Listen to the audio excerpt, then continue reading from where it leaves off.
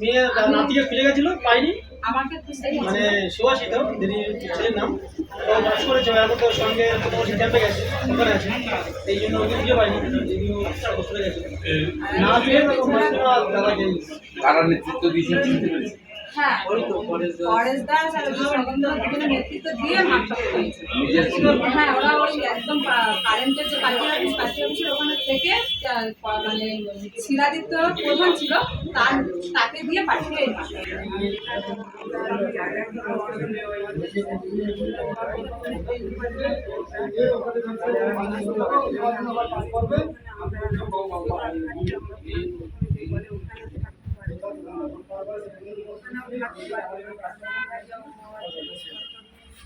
ওই মেয়ে উচ্চ মাধ্যমিক পড়ছে দাদা, এবার আমি মেয়েকে কিভাবে কি করবো?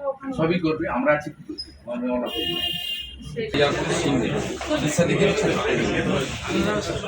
গোপাল গোপাল লাগাচ্ছে, ওনাদের আলাদা করে চিকিৎসা চলছে। না প্রোটেকশন নিয়ে যাবেন, এখন যাওয়ার দরকার নেই। আমরা ওষুধ পথ্য আপনার যা লাগে সব আমি করে পাঠিয়ে দিচ্ছি।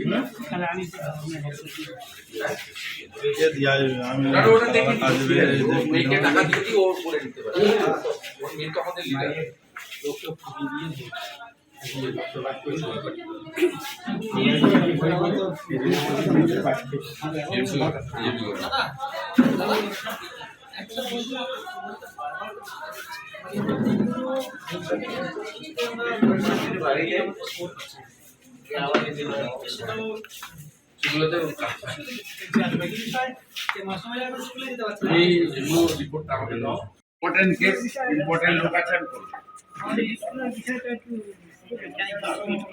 সামগ্রিক ভাবে দেখে ব্যবস্থা নিয়ে আপনাদের পাঠাবো। আপনারা 2-4 দিন এখানে থাকুন।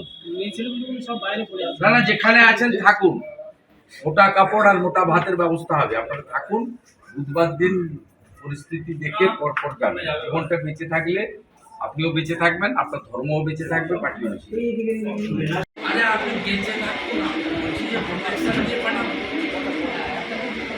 আর ওই জায়গাটা বারবার করে বিখ্যাত হয়ে গেছে, বারবার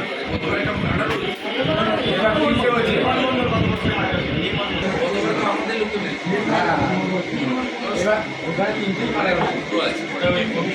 আমাকে কথাই বলতে পারবে না, সবাই বলে আমার কোনো হিরেনকে শিখাই ভাই তো বলা হবে না, প্রোটেকশন দিয়ে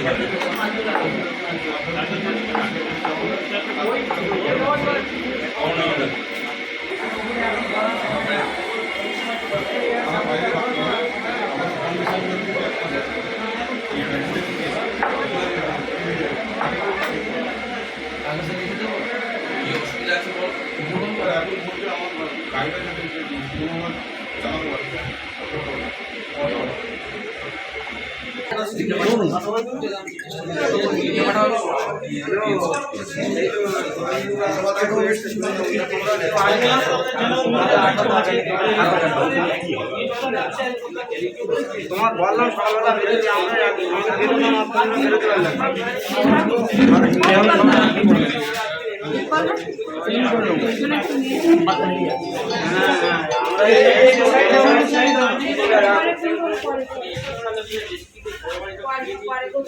এবারে মুখে বলছে একটু সূর্য রাখুন, প্রোটেকশন দিয়ে পাঠাবো। আর আপনার জমিতে যে আজকে অনুমতি ছাড়া করেছে, আপনি মেল করে একটা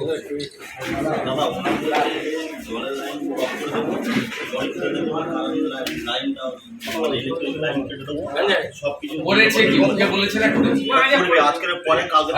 আমরা আছি বললে আছে। যতক্ষণ না জলের লাইন বুঝতে পারছি, যতক্ষণ না আলো মোটা কাপড় দিয়ে মোটা ভাত দিয়ে এখানে রাখতে। আপনারা যদি মাথা নত করতে না চান, না মাথা নত না করলে জলের লাইন ধরেই পাঠাবো, সব হুমকি চলবে না। আমার ক্ষমতার মধ্যে করছে, সব কিছু তো আমার নেই।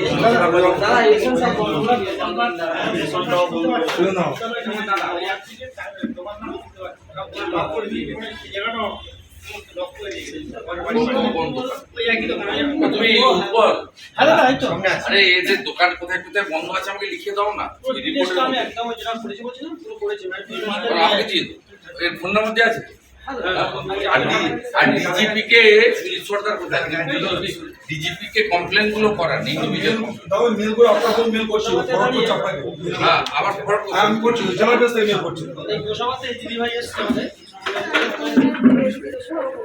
আমরা এজেন্ট ছিলাম, এজেন্ট পরে তোমার বাড়িতে ঝামেলা মারধর করবে, অসুস্থ আগে অনেক না মারধর করবে বলছে, মারধর খুব একটা করে না। না আমি বলছি এবারে মুখে আওয়াজটা বেশি দিচ্ছে, আমি তোমাকে বলছি দিয়ে দাও এটা বেশি।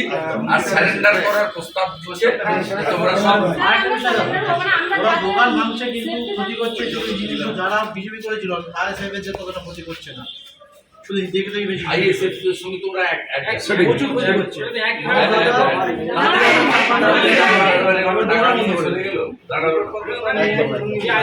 এরা চাইছে ভারতীয় জনতা পার্টির কর্মী সমর্থকদেরকে অর্থনৈতিকভাবে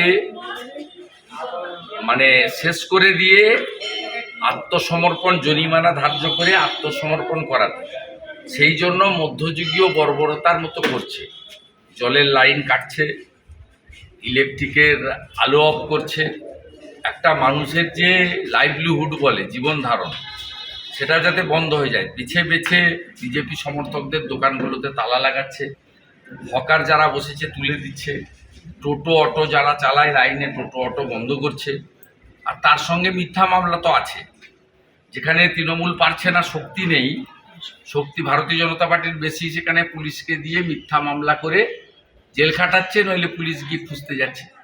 আমরা ভারতীয় জনতা পার্টি প্রত্যেকটি কর্মী যারা বিজেপি করতে গিয়ে পুনর্বার আক্রান্ত হলো, গত 4 বছরের মধ্যে 3 বার আক্রান্ত হয়েছে, 21-এ পঞ্চায়েত ভোটে, আবার নতুন করে, তাদের কাছে আমরা পৌঁছাচ্ছি।